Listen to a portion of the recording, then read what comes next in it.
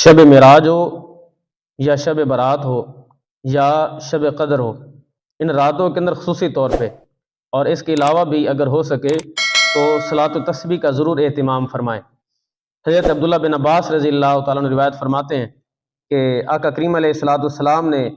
میرے بابا جان یعنی کہ اپنے چچا سے فرمایا، حضرت عباس رضی اللہ تعالیٰ عنہ سے آقا کریم علیہ الصلاۃ والسلام نے ارشاد فرمایا کہ اے چچا جان، کیا میں آپ کو ایک تحفہ، ایک انعام اور ایک بھلائی عطا نہ کروں؟ فرمایا ایسی 10 خصلتیں ہیں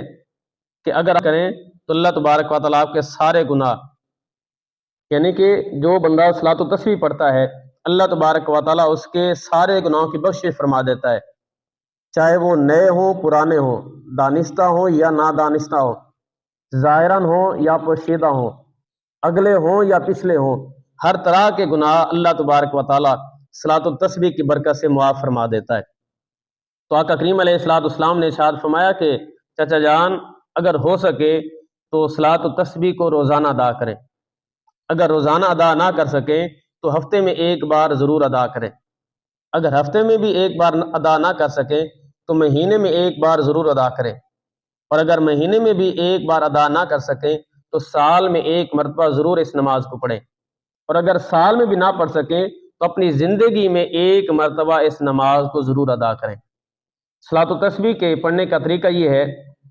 کہ 4 رکعت نماز نفل کی نیت کریں، اور نیت کرنے کے بعد سب سے پہلے ثنا پڑھیں، ثنا پڑھنے کے بعد 15 مرتبہ یہ تسبیح پڑھیں، سبحان اللہ والحمد للہ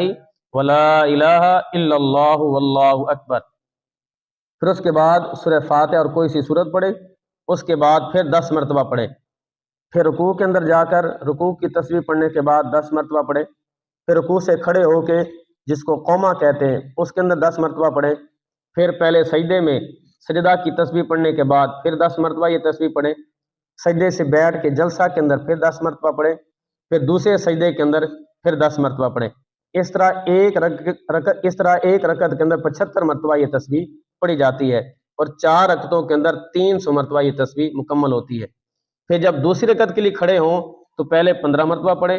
پھر اسی طرح سورہ فاتحہ اور سورت پڑھنے کے بعد پھر 10 مرتبہ، رکوع سے کھڑے ہونے کے بعد 10 مرتبہ پڑھیں،